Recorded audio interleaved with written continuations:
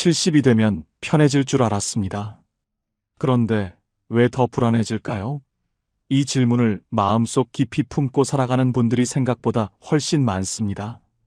젊은 시절에는 바쁘게 살아서 불안했습니다. 아이를 키워야 했고, 집을 마련해야 했고, 직장에서 버텨야 했습니다. 그렇게 숨가쁘게 달려왔는데, 이제 그 모든 것이 어느 정도 끝났습니다. 아이들은 다 컸고, 집도 있고, 퇴직도 했습니다. 이제야말로 쉬어도 되는 시간인데, 이상하게도 마음은 더 무겁습니다. 눈을 뜨면 무언가 모를 허전함이 먼저 찾아옵니다. 통장 잔고를 확인하면서 이 돈이 내가 죽을 때까지 버텨줄까 하는 생각이 들고, 거울을 보면 어느새 노인이 되어 있는 자신이 낯섭니다. 무릎이 쑤시고 계단을 오르면 숨이 차고 병원 갈 일이 점점 많아집니다. 자식들에게 전화라도 하면 바쁘다는 말이 먼저 돌아오고, 오랜 친구들은 하나둘 세상을 떠나고 있습니다. 명절에 모이는 가족도 예전 같지 않고 무언가 조금씩 빠져나가는 느낌. 그 느낌이 쌓이면 불안이 됩니다. 경북 안동에 사는 73세의 이정희 씨는 남편과 함께 30년 넘게 농사를 지었습니다. 아들 둘을 대학까지 보내고 그 아이들이 서울에 자리 잡는 것을 보았습니다. 따로 은퇴를 선언한 것도 아니었지만 어느 날 몸이 예전 같지 않다는 걸 느꼈고 밭일을 줄이기 시작했습니다. 그런데 이상한 일이 벌어졌습니다. 더 한가해졌는데도 불안이 커진 것입니다. 새벽 4시에 눈이 떠지고 다시 잠을 자려 해도 잠이 오지 않았습니다. 이정혜 씨는 이렇게 말했습니다. 일을 할 때는 몸은 힘들어도 마음은 바빠서 잡생각이 없었는데 지금은 몸은 쉬는데 마음이 더 바빠요. 뭘 해야 하는지 모르겠고 내가 지금 뭘 하고 있는 건지도 모르겠어요. 이 이야기가 낯설지 않으시죠? 어쩌면 지금 이 영상을 보고 계신 여러분의 이야기일 수도 있습니다. 퇴직 3년 이내라면 꼭 끝까지 보셔야 합니다. 지금부터 드리는 이야기는 단순한 위로가 아닙니다. 70 이후의 불안이 어디서 오는지, 그리고 어떻게 하면 그 불안에서 벗어나 정말로 편안한 삶을 살 수 있는지에 대한 진지한 이야기입니다. 많은 분들이 불안한 이유를 막연하게 나이 때문이라고 생각합니다. 그러나 나이는 핑계일 뿐입니다. 불안에는 반드시 구체적인 이유가 있습니다. 그 이유를 정확히 알아야 비로소 벗어날 수 있습니다. 오늘 이 이야기 속에 반드시 당신의 이야기가 있습니다. 함께 천천히 들어가 보겠습니다. 왜 70이 되면 더 불안해질까요? 많은 분들이 그냥 나이 드는 게 무서운 것이라고 치부하십니다. 하지만 그게 전부가 아닙니다.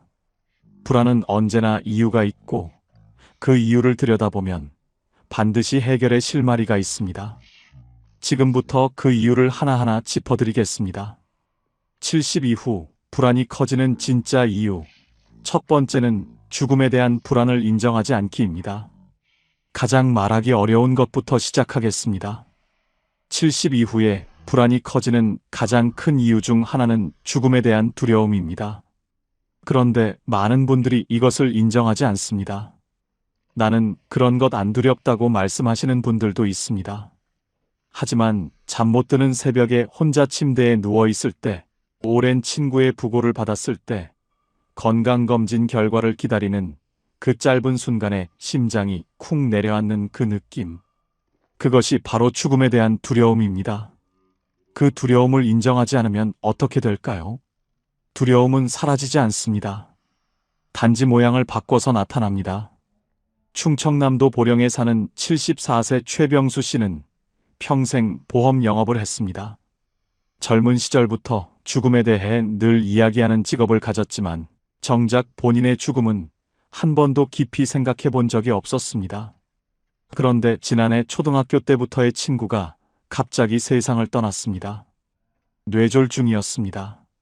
멀쩡하게 바둑을 두다 쓰러졌고 사흘 만에 눈을 감았습니다. 그 장례식을 마치고 집에 돌아온 최병수 씨는 며칠 동안 이상한 상태가 됐습니다. 밥맛이 없었고 TV를 봐도 아무것도 눈에 들어오지 않았습니다. 그리고 자꾸 이런 생각이 들었습니다. 나는 언제까지일까? 나는 몇 년이나 남았을까? 내가 죽으면 누가 울어줄까? 그런데 이런 생각이 드는 것 자체가 너무 무서워서 애써 다른 생각을 하려 했습니다. 텔레비전 볼륨을 높이고, 낮에도 이웃집에 불쑥 찾아가고, 밤에는 스마트폰으로 뉴스를 계속 보았습니다. 혼자 있는 시간이 싫어진 것입니다. 최병수 씨는 나중에 이렇게 고백했습니다. 죽음을 생각하는 게 무서운 게 아니에요. 그 생각을 피하려고 하다 보니 오히려 모든 것이 불안해졌어요. 이 고백 속에 중요한 진실이 있습니다. 죽음에 대한 두려움을 인정하지 않으면 그 두려움은 다른 모양으로 튀어나옵니다. 건강에 대한 과도한 불안으로, 가족에 대한 집착으로, 쓸데없는 걱정들로 변장하여 우리를 괴롭힙니다. 인정하는 것이 출발입니다. 나는 죽음이 두렵다. 그리고 그것은 당연한 인간의 감정이다. 이 한마디를 스스로에게 허락하는 것만으로도 불안의 절반은 줄어들 수 있습니다. 두 번째 이유는 여전히 비교하는 습관입니다. 70이 되어서도 비교는 멈추지 않습니다. 오히려 비교의 종류가 더 다양해집니다. 젊었을 때는 직장이나 연봉을 비교했다면 이제는 자식이 비교 대상이 됩니다. 우리 애는 아직도 전세인데 옆집 아들은 아파트를 샀다더라. 우리 딸은 명절에 한 번 오는데 저 집 딸은 매주 온다더라. 건강도 비교합니다. 저 사람은 우리보다 나이가 많은데 저렇게 정정하게 다니네. 재산도 비교합니다. 우리 살던 동네에 누군 건물을 가지고 있다는데 그 비교들이 쌓이고 쌓이면 나는 왜 이것밖에 안 되지라는 자기 비하로 이어집니다. 전라북도 전주에 사는 71세 박순자 씨는 젊은 시절 가정주부로 평생을 살았습니다. 남편은 소박한 공무원이었고 두 아이를 키우면서 넉넉하지는 않았지만 행복하게 살았습니다. 그런데 은퇴 후 노인정에 나가기 시작하면서 불행이 시작됐습니다. 이웃 할머니들의 이야기를 들을 때마다 자신이 초라해지는 느낌이 들었던 것입니다. 아이고, 우리 아들이 이번에 차를 새로 뽑았다니까. 손자가 벌써 영어 회화를 한다고. 우리 남편이 용돈을 이만큼 줘요. 집에 돌아오면 박순자 씨는 남편에게 괜한 짜증을 냈습니다. 그리고 혼자 이런 생각을 했습니다. 나는 왜 이것밖에 안 될까? 내 인생은 왜 이렇게 평범할까? 하지만 생각해보면 박순자 씨는 아이 둘을 건강하게 키웠고 가족이 함께 밥을 먹는 저녁이 있었고 남편과 40년 넘게 큰 싸움 없이 살아왔습니다. 그것이 얼마나 귀한 일인지 비교하는 습관이 가려버린 것입니다. 비교는 언제나 우리를 패배자로 만듭니다. 왜냐하면 비교는 언제나 자신보다 나은 것을 향하기 때문입니다. 나보다 더 나은 사람은 언제나 존재합니다. 그 무한한 비교의 사다리를 오르는 한 평안은 오지 않습니다. 세 번째 이유는 쓸모를 증명하려는 강박입니다. 퇴직 후에 많은 분들이 이런 말씀을 하십니다. 내가 뭘 해야 할지 모르겠어요. 그런데 이 말의 이면에는 조금 더 정확한 감정이 숨어 있습니다. 내가 아무것도 하지 않으면 쓸모없는 사람이 되는 것 같다는 두려움입니다. 수십 년 동안 일을 해왔습니다. 이를 통해 내가 누구인지 정의했습니다. 직함이 있었고, 해야 할 역할이 있었고, 나를 필요로 하는 사람들이 있었습니다. 그런데 그것이 모두 사라지고 나면 갑자기 나는 누구인가라는 질문이 떠오릅니다. 그 질문이 불편해서 일을 억지로 만들기 시작합니다. 필요도 없는데 봉사활동에 여러 개를 등록하고 무리하게 파트타임 일을 찾고 자식들의 일에 지나치게 관여하기도 합니다. 몸이 힘든데도 쉬지 못하는 이유는 쉬면 쓸모없어진다는 두려움 때문입니다. 하지만 생각해보세요. 쓸모가 있어서 인간이 가치가 있는 게 아닙니다. 인간이기 때문에 가치가 있는 것입니다. 그 순서를 바꾸는 것이 70 이후 평안의 핵심입니다. 네 번째 이유는 관계를 정리하지 못하는 의무감입니다. 70이 되어도 여전히 피곤한 인연을 끊지 못하는 분들이 많습니다. 40년 지기라는 이유로, 친척이라는 이유로, 오랜 이웃이라는 이유로 사실은 만날 때마다 기분이 불쾌하고 에너지가 빠져나가는 관계를 유지합니다. 젊었을 때는 어느 정도 버텨낼 체력이 있었습니다. 하지만 70이 넘으면 몸의 체력만 줄어드는 것이 아닙니다. 감정을 처리하는 에너지도 줄어듭니다. 불편한 자리에서 웃어야 하고, 듣기 싫은 말을 참아야 하고, 맞지 않는 사람과 시간을 보내는 것 자체가 이제는 크게 소진되는 일이 됩니다. 그런데도 끊지 못합니다. 의리라고 생각하고 내가 너무 예민한 것이라고 자책하기도 합니다. 그 의무감이 삶을 무겁게 만들고 있습니다. 관계는 의무가 아닙니다. 관계는 나눔이어야 합니다. 한쪽만 소진되는 관계는 관계가 아니라 부담입니다. 다섯 번째 이유는 성과 중심 사고를 내려놓지 못함입니다. 평생을 더 나아져야 한다는 생각으로 살아왔습니다. 더 좋은 집, 더 많은 저축, 더 나은 자식들, 더 건강한 몸. 무언가를 향해 나아가는 것이 삶이라고 배웠습니다. 그런데 70이 넘으면 그 성장의 방향이 달라지기 시작합니다. 몸은 이제 더 강해지지 않습니다. 재산은 늘어나기보다 쓰는 쪽이 됩니다. 더 높이 올라갈 사다리도 없습니다. 그때 찾아오는 것이 바로 내려가고 있는 것 같다는 두려움입니다. 쉬면서 죄책감이 드는 것도 이 때문입니다. 아무것도 하지 않는 하루가 낭비된 하루처럼 느껴집니다. 일찍 일어나지 않으면 게으른 것 같고, 배우지 않으면 뒤처지는 것 같고, 운동을 빠지면 건강을 포기한 것 같습니다. 이 성과 중심의 사고방식이 은퇴 후에도 우리를 놓아주지 않습니다. 하지만 한번 생각해 보십시오. 이제 성과를 위해 사는 시대는 지났습니다. 이제는 의미를 위해 사는 시대입니다. 성과는 숫자로 측정되지만 의미는 마음으로 느낍니다. 그 전환이 70 이후의 삶을 바꿉니다. 자, 이 5가지를 하나로 묶을 수 있습니다. 70 이후 불안의 본질은 내려놓지 못함입니다. 죽음을 인정하지 않으려는 마음, 비교를 멈추지 못하는 마음, 쓸모를 증명하려는 마음, 관계를 정리하지 못하는 마음, 성과를 포기하지 못하는 마음. 이 모든 것이 내려놓지 못하는 마음에서 비롯됩니다. 그렇다면 어떻게 내려놓을 수 있을까요? 이제부터가 오늘 이야기의 핵심입니다. 70세부터는 이렇게 살아야 마음이 편안해집니다. 첫 번째, 하루를 단순하게 줄이기입니다. 공자는 이런 말을 남겼습니다. 지족자부, 족함을 아는 자가 진정한 부자라는 뜻입니다. 하루의 족함을 아는 것, 그것이 바로 70 이후의 삶에서 가장 중요한 지혜입니다. 많은 분들이 하루를 너무 빽빽하게 채우려 합니다.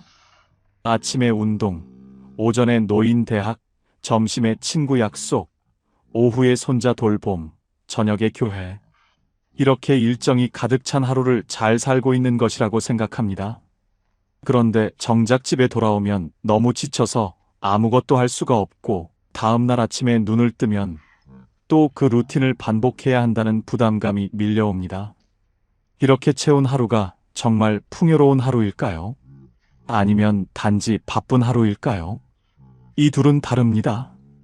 풍요롭다는 것은 마음이 충만하다는 것이고, 바쁘다는 것은 몸이 소진된다는 것입니다. 이제는 하루 할 일을 3가지로 줄여보세요. 딱 3가지입니다. 오늘 반드시 해야 할 일 하나, 하고 싶은 일 하나, 그리고 쉬는 시간 하나. 그게 전부입니다. 약속도 마찬가지입니다. 약속과 약속 사이에 반드시 쉬는 시간을 넣으세요. 약속이 끝나고 집에 돌아와서 1시간이라도 쉰 후에 다음 약속을 잡는 것입니다. 처음에는 뭔가를 덜 하는 것 같아서 불안할 수 있습니다.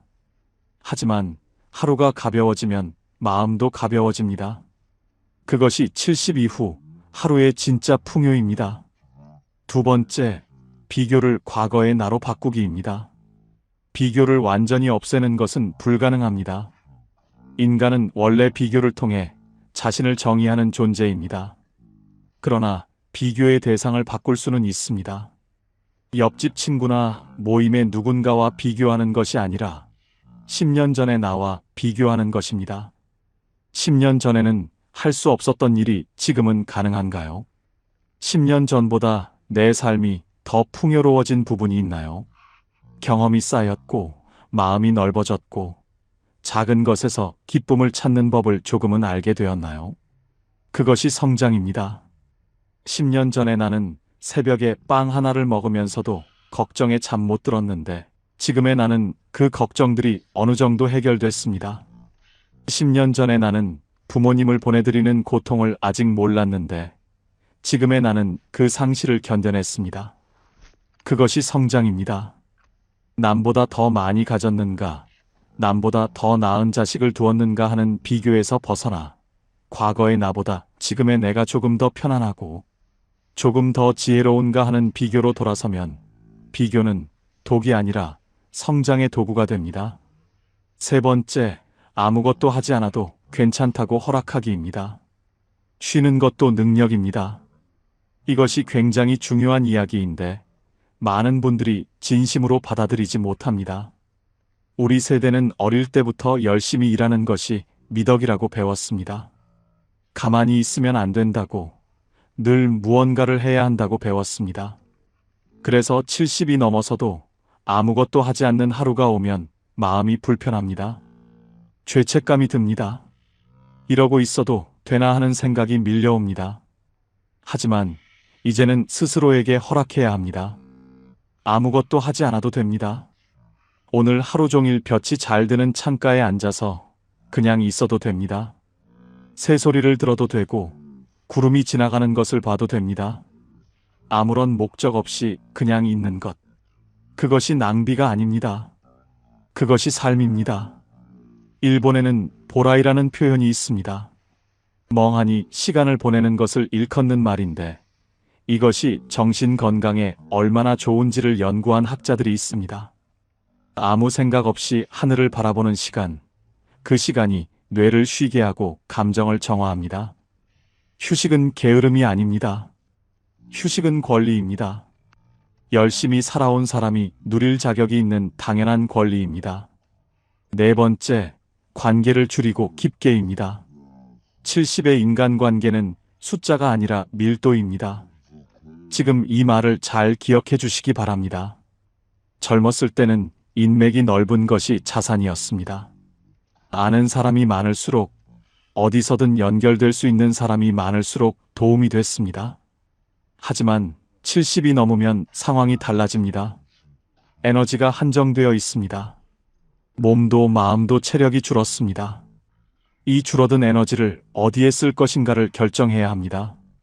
만날 때마다 가슴이 따뜻해지는 사람, 있는 그대로의 나를 보여줄 수 있는 사람, 함께 있으면 에너지가 채워지는 사람, 이런 관계를 두세 개만 깊게 유지하는 것이 100명의 가벼운 관계보다 훨씬 더 풍요롭습니다. 반대로 만날 때마다 비교당하는 느낌이 드는 관계, 내가 늘 베풀어야만 유지되는 관계, 만나고 나면 괜히 기분이 가라앉는 관계는 천천히 거리를 두어도 됩니다. 그것은 냉정한 것이 아닙니다. 그것은 남은 삶을 어떻게 쓸 것인가에 대한 현명한 선택입니다. 70의 우정은 오래됐다고 좋은 것이 아닙니다. 지금 나에게 좋은 것이 좋은 우정입니다. 다섯 번째, 오늘에 머무는 연습입니다. 쇼펜하우어는 이런 말을 했습니다.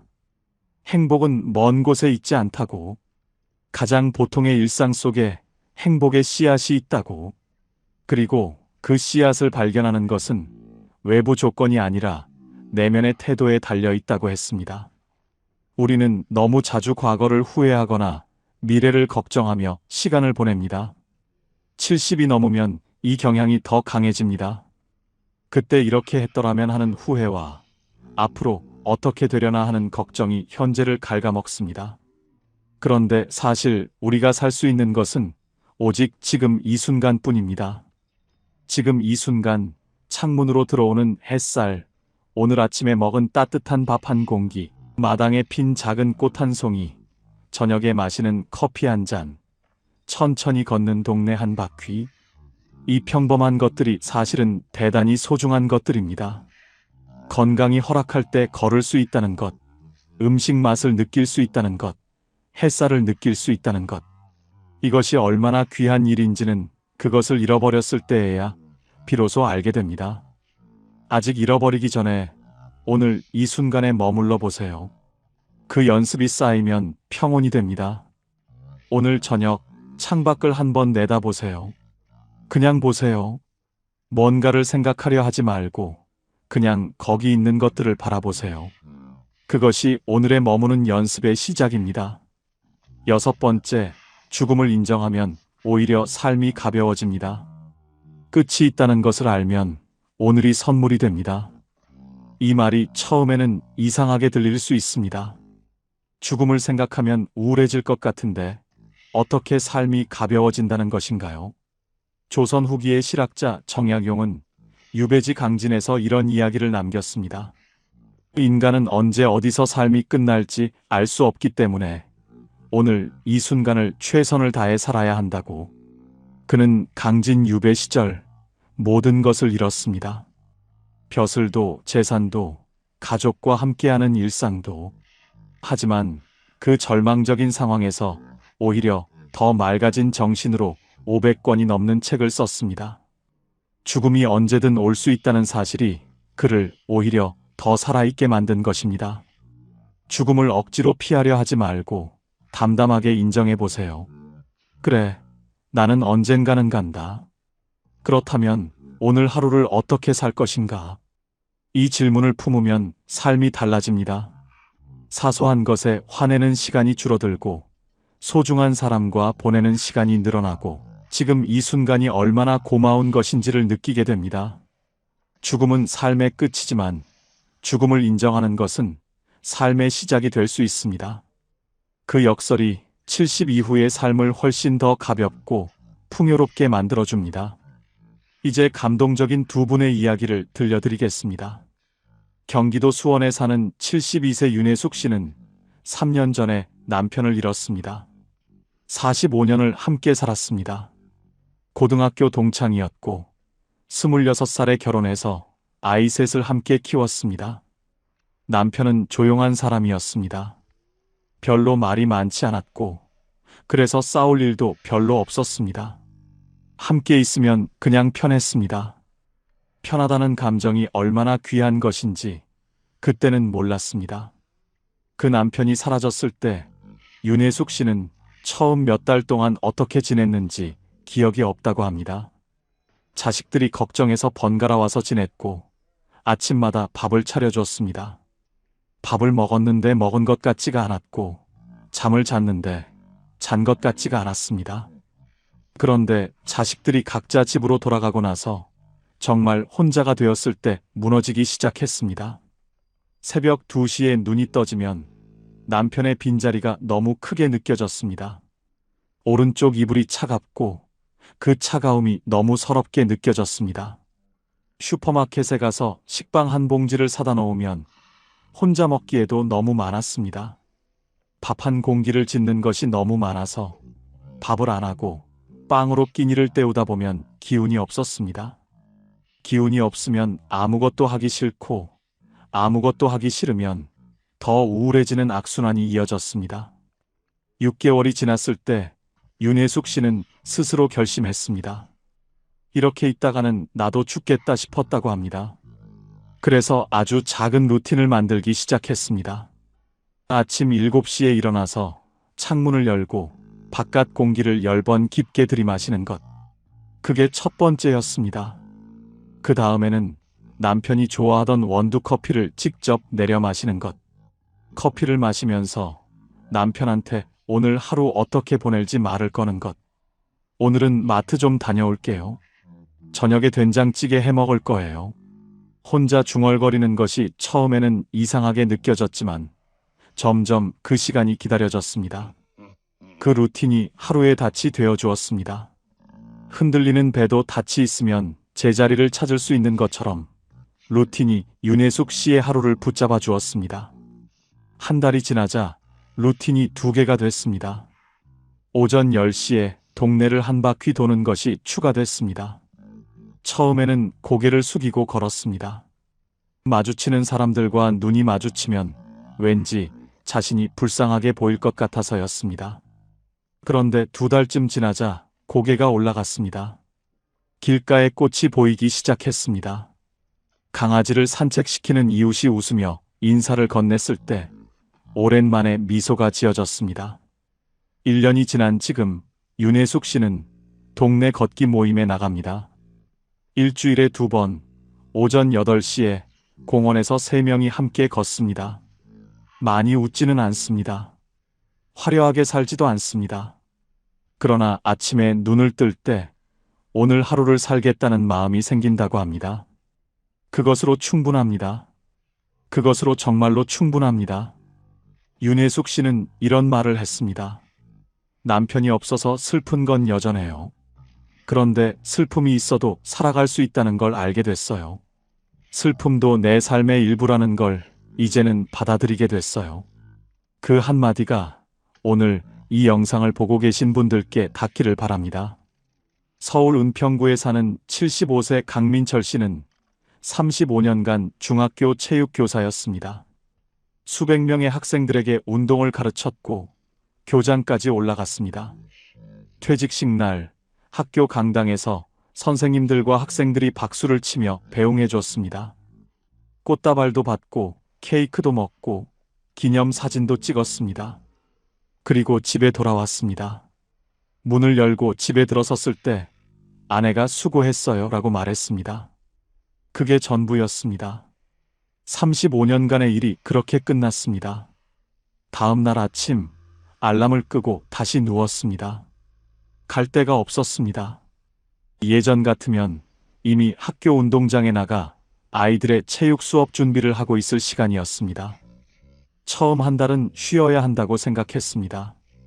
그 다음 한 달은 여행이라도 다녀와야겠다고 생각했습니다. 제주도에 혼자 다녀왔는데 아름다운 경치가 눈에 들어오지 않았습니다. 그냥 왔다 간다는 느낌이었습니다. 아내는 당신 왜 그래?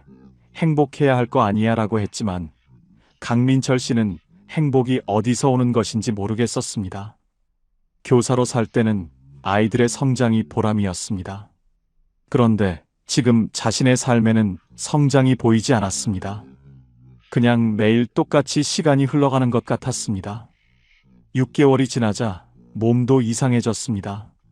운동을 안 하니까 살이 찌고, 살이 찌니까 무릎이 아프고, 무릎이 아프니까 더 움직이기 싫어졌습니다.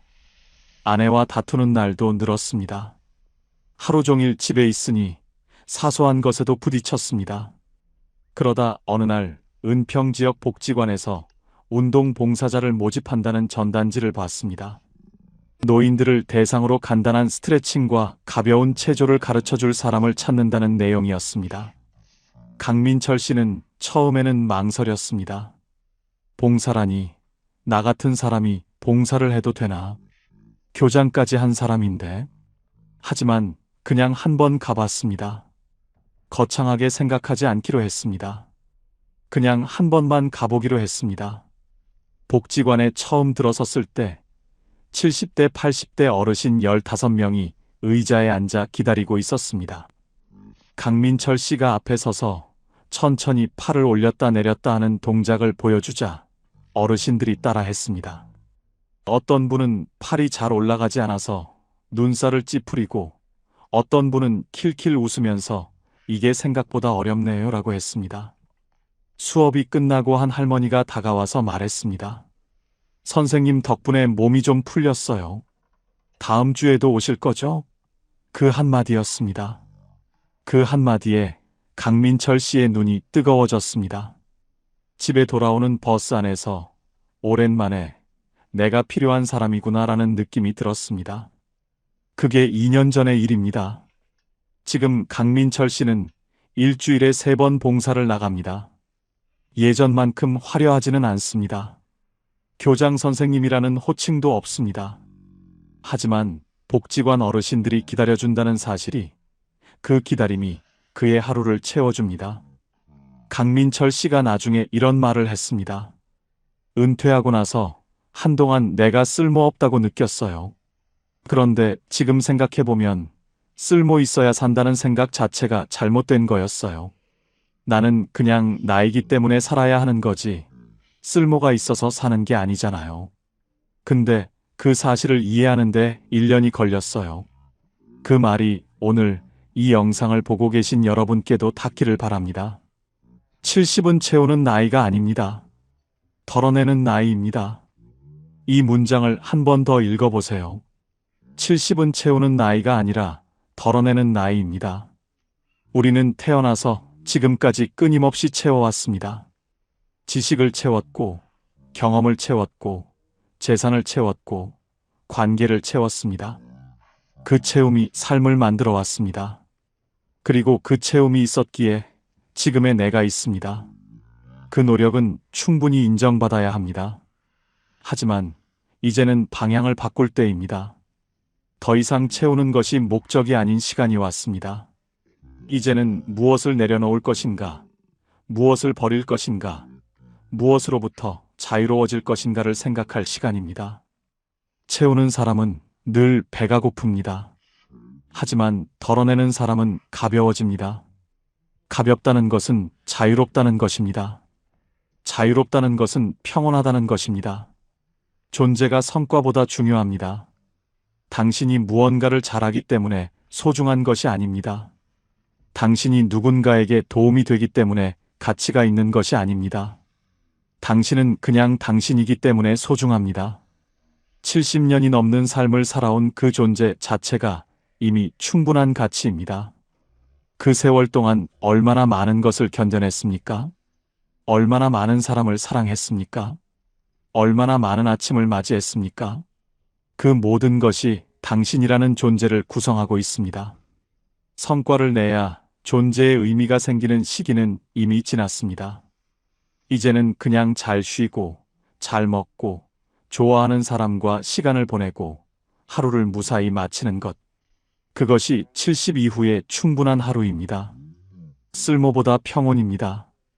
오늘 하루 아무것도 하지 않았어도 그 하루에 평온이 있었다면 그것은 성공한 하루입니다. 남에게 인정받지 못했어도 스스로 마음이 편안했다면 그것은 잘 살아낸 하루입니다. 쓸모가 있어서 사는 것이 아니라 살아있기 때문에 쓸모가 생깁니다. 순서를 바꾸어야 합니다. 이제 오늘 이 영상을 마치면서 내일 할 일 하나를 정해보시기 바랍니다. 거창한 것이 아니어도 됩니다. 아주 작은 것이어도 됩니다. 아침에 일어나서 창문을 열고 바깥 공기를 마시는 것, 오래된 찻잔으로 따뜻한 차를 마시는 것, 좋아하는 노래 한 곡을 끝까지 듣는 것, 아니면 그냥 오늘 하루 감사한 것 하나를 마음속으로 떠올리는 것, 그 하나만 하면 됩니다. 그게 전부입니다. 그 하나가 내일의 하루를 조금 더 가볍게 만들어줄 것입니다. 그리고 지금 이 질문을 드립니다. 지금 무엇 하나를 내려놓으시겠습니까? 비교를 내려놓으시겠습니까? 쓸모를 증명해야 한다는 강박을 내려놓으시겠습니까? 피곤한 관계를 내려놓으시겠습니까? 아니면 오늘 하루를 낭비했다는 죄책감을 내려놓으시겠습니까? 무엇이든 괜찮습니다. 하나만 골라서 내려놓아 보세요. 처음에는 손이 잘 안 펴질 수도 있습니다. 수십 년 동안 꽉 쥐어왔으니까요. 하지만 조금씩 천천히 한 손가락씩 펴보세요. 그 손이 펴지는 만큼 마음도 펴집니다. 손을 펴면 새 것이 들어올 수 있습니다. 꽉 쥔 손에는 새 것이 들어올 자리가 없습니다. 내려놓는 것은 잃는 것이 아닙니다. 내려놓는 것은 새로운 공간을 만드는 것입니다. 70 이후를 잘 산다는 것은 어떤 의미일까요? 더 많은 것을 이루는 것이 아닙니다. 더 많은 곳을 여행하는 것도 아닙니다. 더 건강해지는 것도 아닙니다. 70 이후를 잘 산다는 것은 오늘 이 하루를 받아들이는 것입니다. 날씨가 좋으면 날씨가 좋은 대로, 몸이 좀 불편하면 불편한 대로, 외로우면 외로운 대로, 그 모든 것을 있는 그대로 받아들이면서 그 속에서 작은 평온을 찾는 것입니다. 꽃이 지는 것을 슬퍼하기보다 꽃이 피어 있는 지금을 바라보는 것입니다. 그것이 70 이후의 지혜입니다. 그리고 그 지혜는 배울 수 있습니다. 오늘부터라도 배울 수 있습니다. 늦지 않았습니다. 오늘 이 순간도 여전히 시작할 수 있습니다. 그리고 그 시작이 아무리 작아도 그것은 진짜 시작입니다. 작은 시작이 모여 큰 변화가 됩니다. 오늘 단 한 가지만 내려놓아 보세요.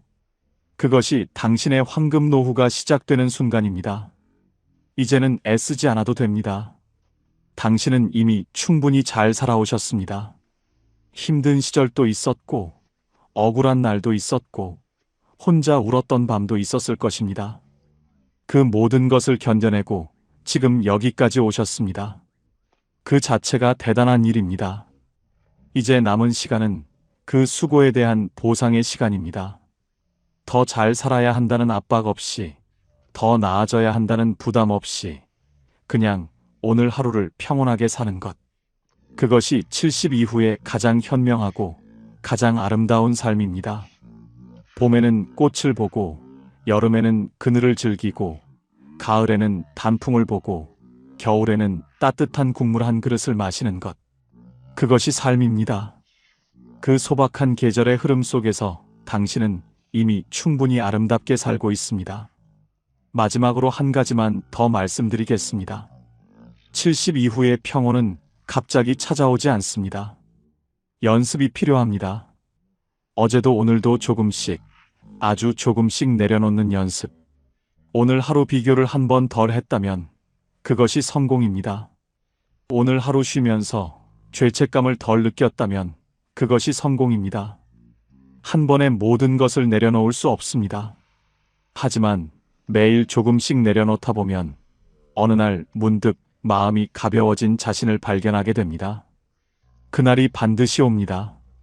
그날을 향해 오늘 하루도 천천히 조금씩 걸어가시기 바랍니다. 당신의 걸음이 비록 느려도 그 방향이 평온을 향하고 있다면 그것으로 충분합니다. 황금 노후는 화려한 노후가 아닙니다. 황금 노후는 평온한 노후입니다. 황금처럼 빛나는 것은 외면의 화려함이 아니라 내면의 고요함입니다. 그 고요함이 지금 이 순간 여러분 안에 이미 있습니다. 단지 아직 발견하지 못했을 뿐입니다. 오늘 이 영상이 그 고요함을 발견하는 작은 계기가 되기를 바랍니다. 오늘도 이 영상을 끝까지 봐주셔서 감사합니다. 지금까지 황금 노후였습니다. 감사합니다.